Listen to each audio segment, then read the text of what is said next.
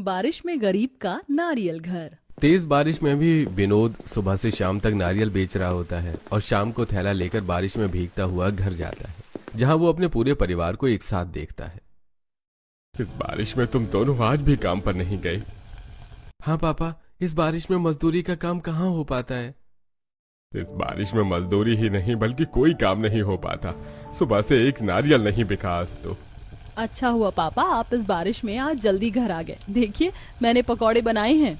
अब पूरा परिवार बारिश के मजे लेते हुए पकौड़े खाता है तो वहीं कविता के दोनों बच्चे कविता वाली किताब पढ़ रहे होते हैं और अपनी माँ से कहते हैं, माँ आपको पता है मेरी कविता वाली ये किताब बहुत अच्छी है, इसमें बहुत सारी जादुई कहानी है। माँ आपको पता है एक बार की बात है, एक गरीब किसान की परी ने मदद की थी और एक बार एक लकड़हारा लकड़ियाँ काटता है और जब उसकी कुल्हाड़ी पानी में चली जाती है तो उसे जादू की मदद से 3 कुल्हाड़ी मिलती है और वो अमीर हो जाता है। क्या सच में जादू होता है? नहीं बेटा, ये सब बस किताबी बातें हैं। जादू जैसा कुछ नहीं होता। रात काफी हो गई है, चलो खाना खाओ और सो जाओ। कुछ देर में पूरा परिवार एक साथ खाना खाता है और सब अपने कमरे में सोने के लिए चले जाते हैं, पर राजू और पिंकी आज दादा दादी के साथ सोने की जिद करते हैं। भाभी देखो ना, ये दोनों आज माँ पापा के साथ सोने की जिद कर रहे हैं। तो क्या हो गया काजल, आज मेरे पोता पोती को मेरे पास रहने दे। जाकर तू सो जा।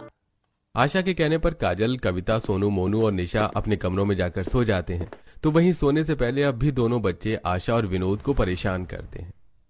दादी माँ तो कह रही थी कि जादू जैसा कुछ नहीं होता है, पर हमारी मैडम कहती कि बहुत समय पहले जादू होता था। हाँ बच्चों, बहुत समय पहले जादू होता था पर अब नहीं होता, इसलिए चलो अब सो जाओ। आशा और विनोद दोनों बच्चों को पकड़कर सो जाते हैं। समय गुजरता है और उनका परिवार इसी तरह हंसी खुशी अपनी जिंदगी जी रहा होता है। और एक दिन रात से तेज बारिश शुरू हो जाती है।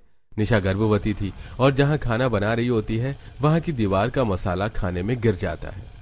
एक तो ये बारिश, ऊपर से हमारे घर की दीवार इतनी झड़ने लगी है, सारा खाना बर्बाद हो गया। हमारा घर काफी पुराना है, अब हमारे घर को मरम्मत की जरूरत है। सोनू जी, पापा जी कुछ कीजिए।